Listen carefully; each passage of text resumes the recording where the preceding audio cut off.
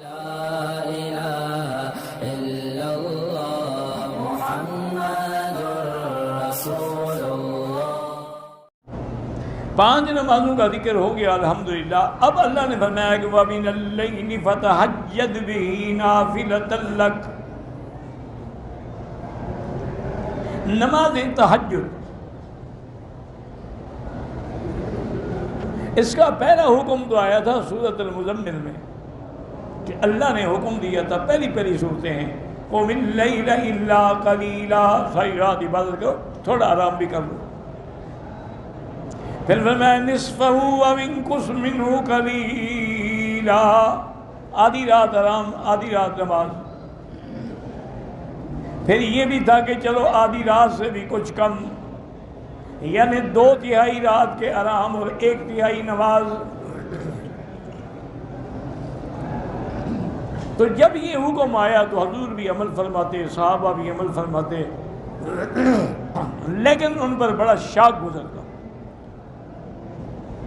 کیونکہ گھڑیاں تو تھی نہیں، تو خوف ہوتا تھا کہ بھی کیا واقعی ہم نے 2 حصے رات کے آرام کر کے 1 حصہ عبادت کیا، یا کم تو نہیں ہو گئی، زیادہ تو نہیں ہو گئی۔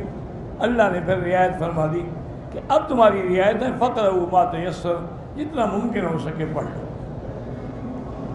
اب آدھی رات یا 1/3 یا 2/3 جاگنے کی ضرورت نہیں ہے۔ اور یہ بھی سمجھ لیں کہ تہجد جو ہے صحیح حدیثوں میں جو ثابت ہے وہ یہ ہے کہ حضور پاک صلی اللہ علیہ وسلم 11 رکعت پڑھتے تھے۔ کیا مانا؟ 8 رکعت تہجد، 3 رکعت وتر۔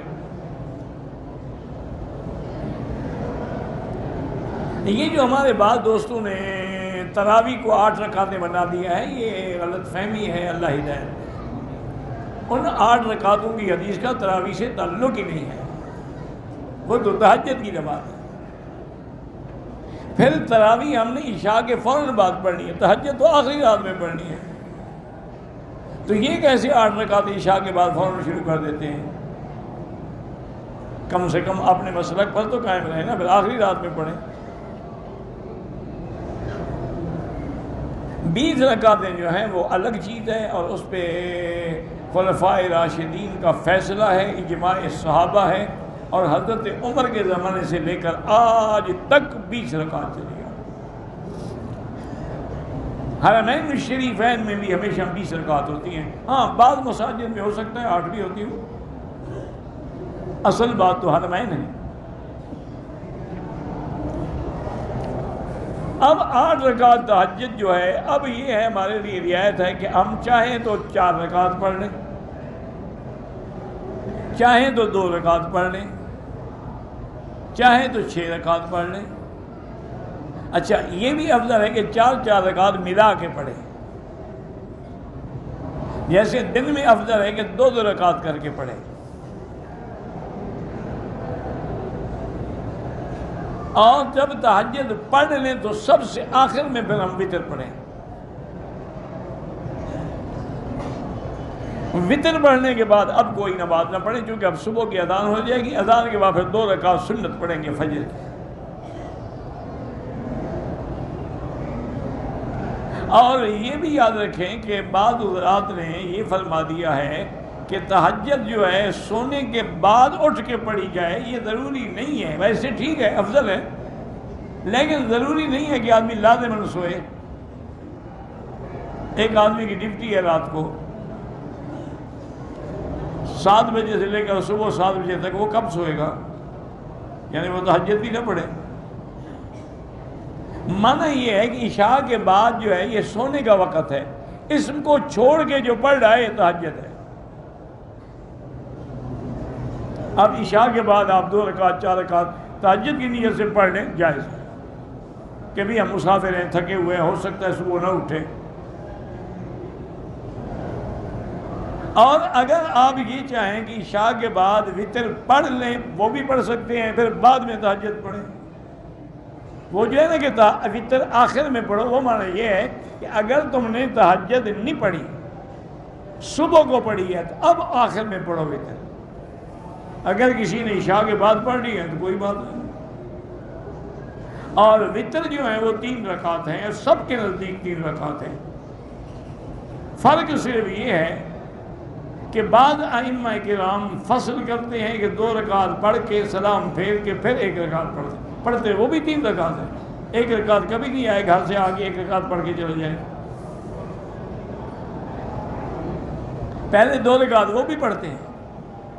فرق اتنا ہے کہ اس 2 رکعت کے بعد سلام پھیر دیں گے، پھر 1 رکعت کھڑے ہو کے پڑھ لیں گے۔ اور احناف کے نزدیک یہ ہے کہ 3 رکعتیں ملا کے پڑھو جیسے مغرب کی نماز پڑھتے ہو، اور سلام آخر میں۔ اسی طرح دعائے قنوت ہے، وہ رکوع سے پہلے بھی ثابت ہے، رکوع کے بعد بھی ثابت ہے۔ دعائے قنوت ہاتھ اٹھا کے دعا کرنا بھی ثابت ہے اور ہاتھ باندھ کے دعا کرنا بھی ثابت ہے۔ اس لیے ان مسائل میں بلا وجہ نہ الجھا کریں اور نہ ایک دوسرے کو گالیاں دیا کریں۔ جو بھی نماز پڑھ رہا ہے اللہ کا شکر کرے۔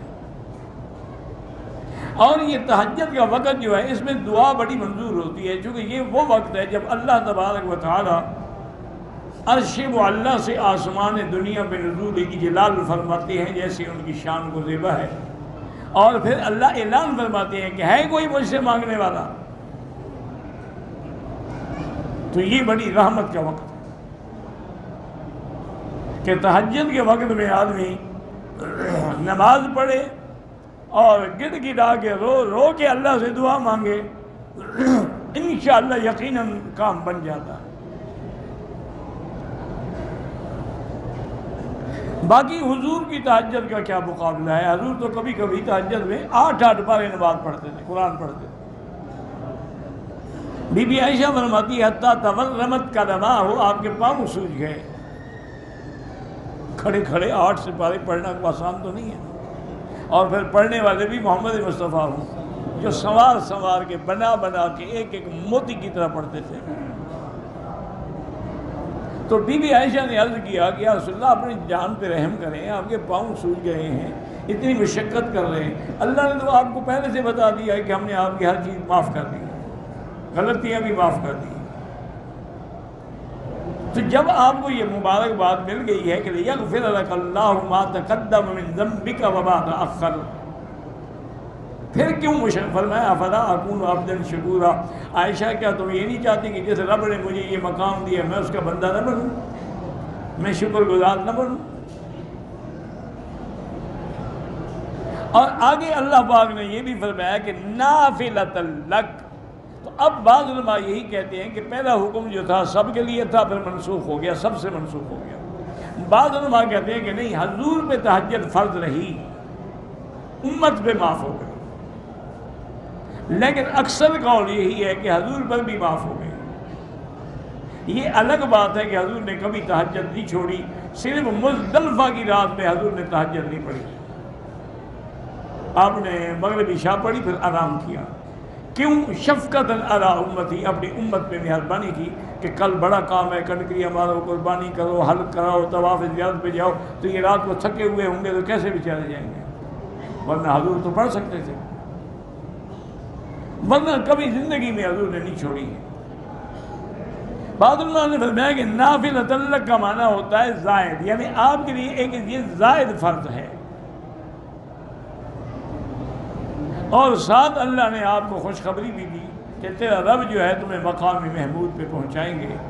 اور مقام محمود کیا ہے؟ وہ مقام شفاعت، جہاں پر حضور صلی اللہ علیہ وسلم ساری مخلوق کی شفاعت فرمائیں گے، یعنی پیشی شروع ہو جائے گی۔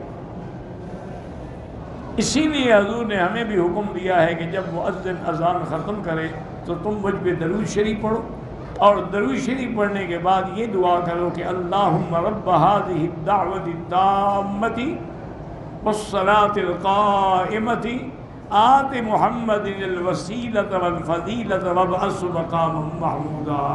یہ وسیلہ جو ہے یہ مقام ہے جنت میں، یہ وسیلہ یہ نہیں کہ وسیلہ پکڑو، وہ تو حضور فرما رہے ہیں میرے لیے دعا کرو، تو وسیلہ کیا ہوا؟